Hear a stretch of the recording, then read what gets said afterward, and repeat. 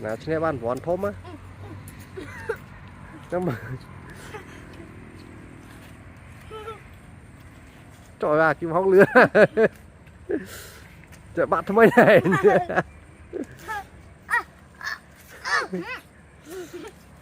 ê tôi nhầm mấy nhắm à còn mỏi đợi ố xin nhầm ông cây bát đấy chăng để xin nhầm ông cây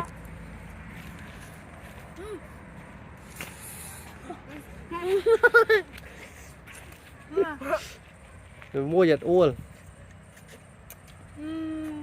khăn tập bia phó anh cho già xin nhầm tụi nó chắc nhá nè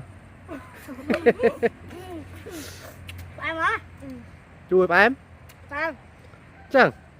bài so sạch so chứ là khiêng là xinh nhón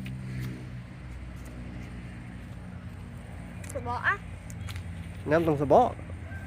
còn áp chu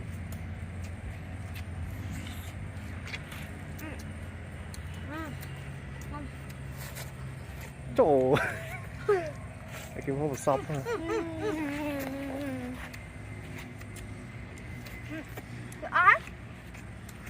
là lấy muối ban vón thông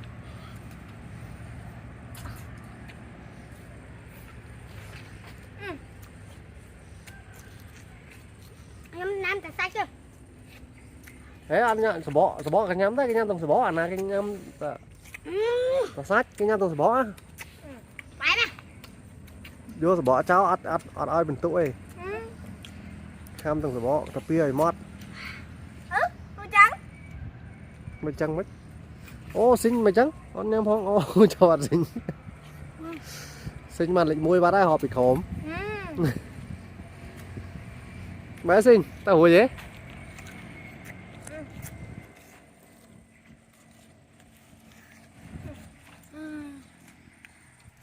khăn như kim không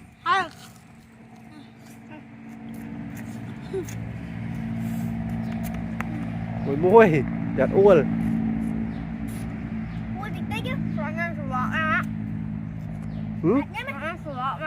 ta là bánh nhau sờ bò cả ba đây mọi uôn liền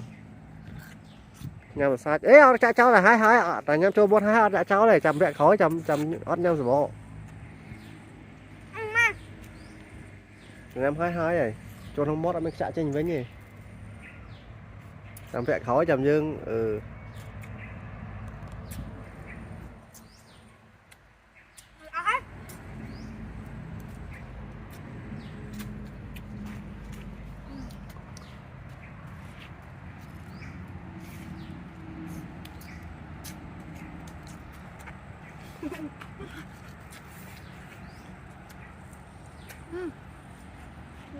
Mà cái nhóm á.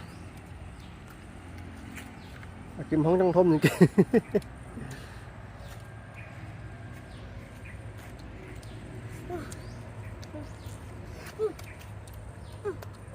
Đây kia. khói chầm dương chầm chạm rồi bỏ trên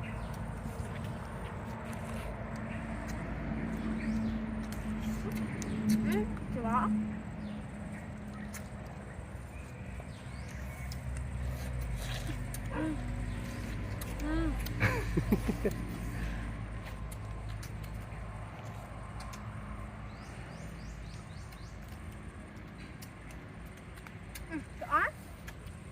nào mà không bỏ so phát chứ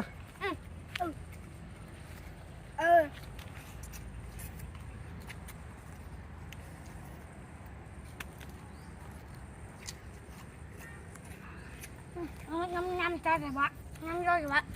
để bạn cha không? ở đây trong lươn nhâm rồi kham rồi bỏ trên sân này chầm mình trở nên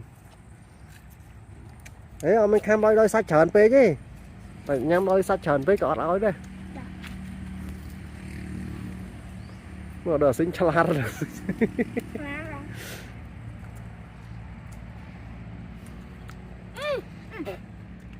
bạn nó mình bạn Mình nhung tầm cái thai ta.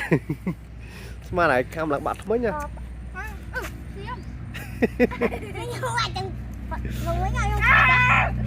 tôi là kham ta kham lại nát chi ăn men khử thôi như nào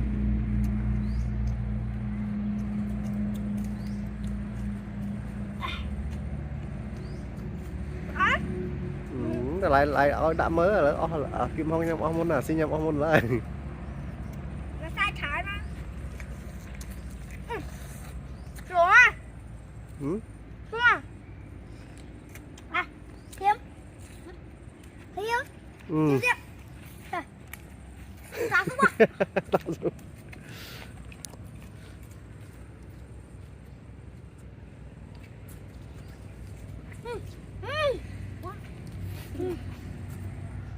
bố muốn muối ấy xin chật áo hết rồi xin tôi chừng kia xin smile tôi chừng kia ạ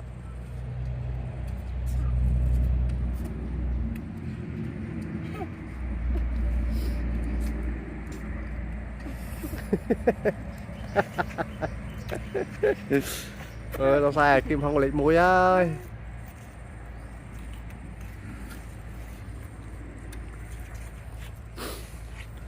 ôi là kim không tụi nó chán nha thằng anh bãi rồi đã khăm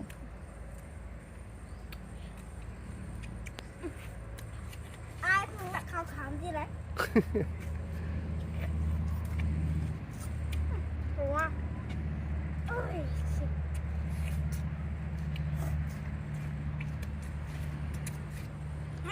tao đặt mặt đi nè tao mặt lại nè nhưng mà rồi sao sát chứ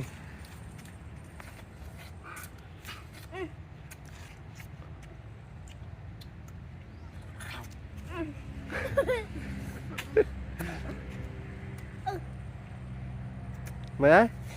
tao móc hụi không thắng á tao cơ bạn rồi hả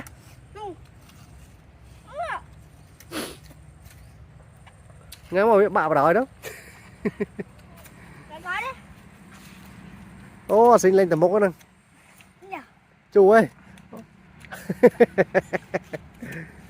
có thằng khó không chưa có đừng biết thằng khó rồi say bia anh say ra một cái cá đó con khen cho mẹ mới á kiếm nè nước ma lấu khăm xoay tí ma khăm xoay được bạn tụi mình biết đâu lạnh chứ ạ là bị nam đông máu chuyện đó hay tao một ăn thua ra tao bắt đầu xong cho chanh muối dinh xong cho